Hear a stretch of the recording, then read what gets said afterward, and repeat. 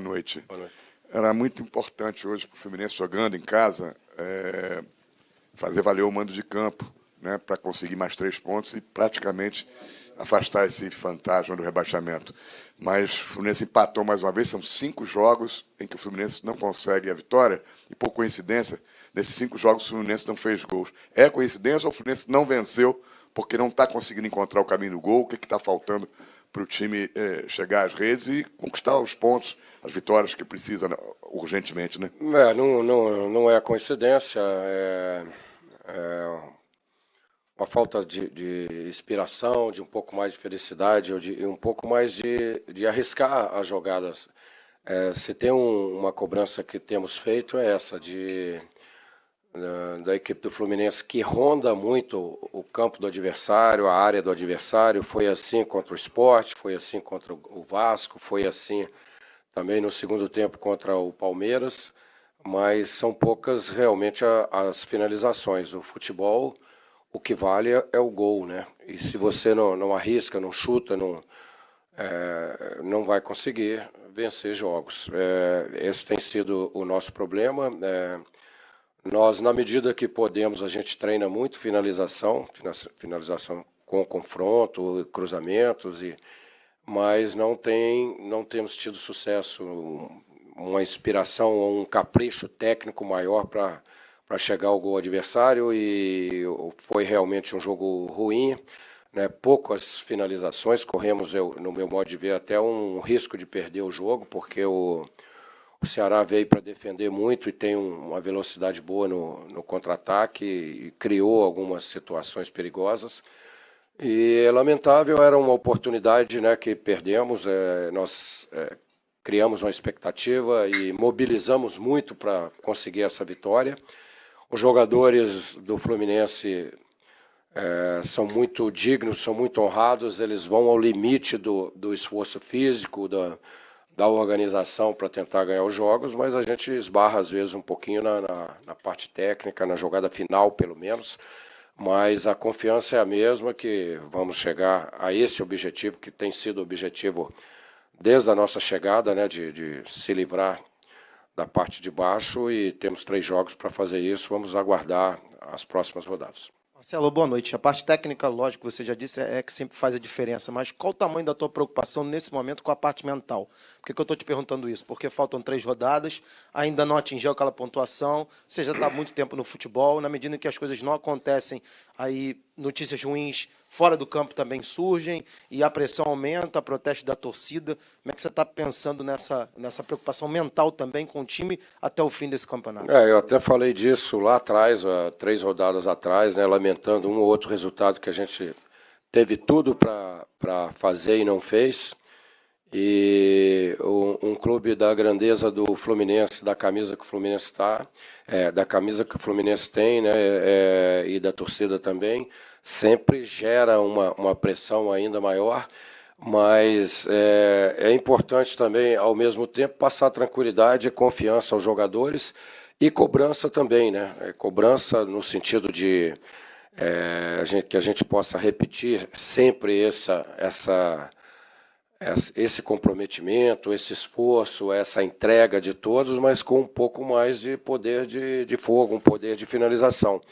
Nós tivemos aí 15, 20 minutos do primeiro tempo, sempre na área ali do Ceará, duas faltas frontais, que a gente treina também, alguns escanteios, e a melhor chance foi do Ceará numa falta que eles quase fizeram o gol. Então digno, valorizo muito essa entrega dos jogadores, e sempre foi assim, com todas as dificuldades que a gente tem.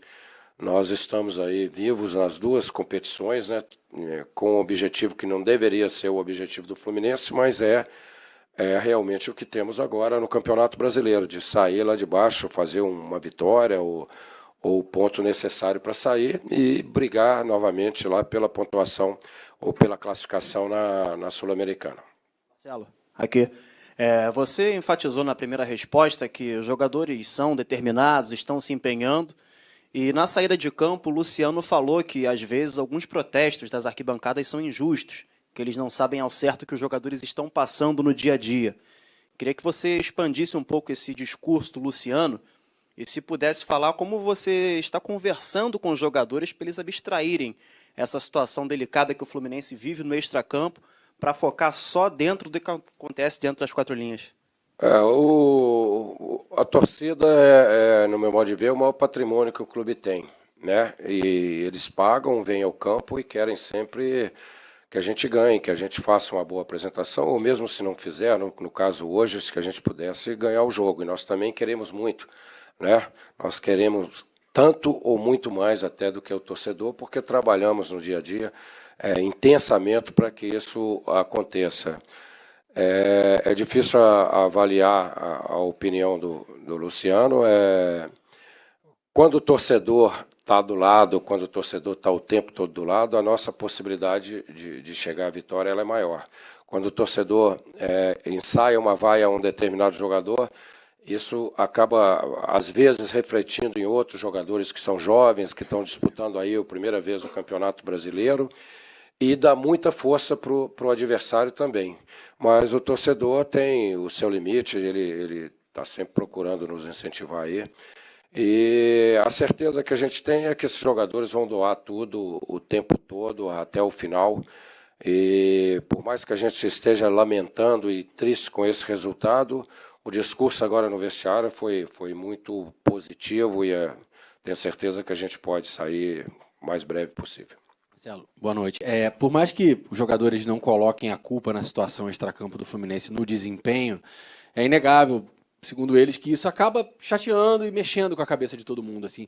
Para você, o quanto é difícil ter que montar um time que precisa fazer gols numa situação aguda como essa e ter que administrar toda essa situação? Assim. O teu desafio como chefe e líder desse elenco? Assim. Eu, naturalmente, posso, assim, não quero entrar nesse mérito aí em relação às dificuldades administrativas do clube, né? Mas elas são públicas e são óbvias. E o ideal é que fosse completamente diferente. Jogadores, por mais que eles estejam concentrados ali e treinando muito, e a gente conscientiza muito em relação a esse profissionalismo, e eu tenho que elogiar sempre, eu não tive até então um problema relacionado a isso. Os problemas são muito poucos e os treinamentos são muito fortes, são de muita doação, mas acaba refletindo um pouco, mas a gente não deve pensar nisso nesse momento, porque eu sinto também, ao mesmo tempo, uma diretoria de pessoas do bem, pessoas que querem o bem. Eu já trabalhei com outros dirigentes que eu tinha muito mais restrição. Esses não. São pessoas que querem, o presidente, o nosso vice, o Paulo, todo mundo empenhado em resolver as questões, mas até então não conseguimos resolver de forma completa. Então, é necessário, nesse momento, a gente tentar blindar de toda forma os jogadores para que eles possam doar o máximo como estão doando e isso é elogiável para buscar um resultado no brasileiro e a esperança que temos grande de poder modificar a situação em relação à Sul-Americana. Marcelo, boa noite. Eu queria que você falasse um pouquinho da tática, você entrou com cabeças na direita, né? Você pensa também, de repente, jogar com o Sornosa e um meia do lado dele, o Danielzinho, o próprio Fernando Neto, que jogou bem contra o Santos, para o Sornosa ter uma companhia no meio de campo de um meia de ofício também? É uma boa ideia, cara. Sempre vocês perguntam de um jogador que não está jogando e sempre falam do Danielzinho, do Fernando, qual outro? Calazans, principalmente quando a gente não ganha. Agora, podem estar tranquilos, tanto você quanto os empresários dos jogadores, investidores, irmãos, familiares, que a gente sempre procurou ser justo. Na minha carreira, eu sempre procurei ter coerência e justiça. Se o jogador não está jogando aí, é porque ainda eu não tive essa convicção. Esse sistema seu jogando com um volante e meias que não marcam, cara, vai ficar um pouco difícil também, porque o meu campo é um setor importante do jogo. Se você não tem marcadores, e o Sornosa dificilmente rouba uma bola, o Danielzinho muito menos, vai sacrificar muito ao Richard, ao Ayrton, ou a quem estiver jogando ali. mas é uma situação que talvez para um final de jogo, precisando de tudo ou nada, né?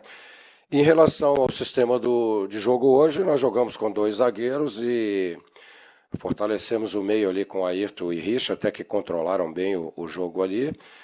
Esperávamos um Ceará como foi, mais fechado e dificultando as ações, então nós precisávamos de laterais e meias pelo lado do campo. É o que tentamos fazer com o Igor Julião e o Cabeças, e o Everaldo lá do outro lado com o Ayrton, que já tem um bom entrosamento.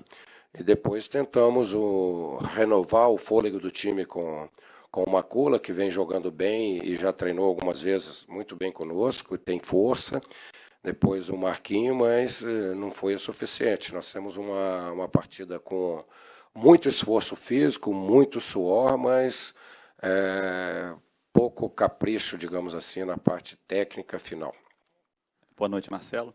O Fluminense está sem marcar gols há 5 jogos, e nessas últimas partidas a gente percebeu que você está variando alguns nomes. No último jogo tentou Cabeça, Júnior Dutra, Kaique. Nesse agora puxou o Macula do Sub-20, entrou com o Matheus Alessandro. Você está promovendo esse revezamento para tentar achar uma peça que encaixe melhor no time?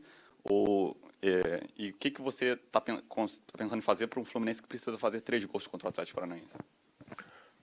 Nós temos 2 jogos ainda do Brasileiro, a gente precisa concentrar bem em relação a esses jogos.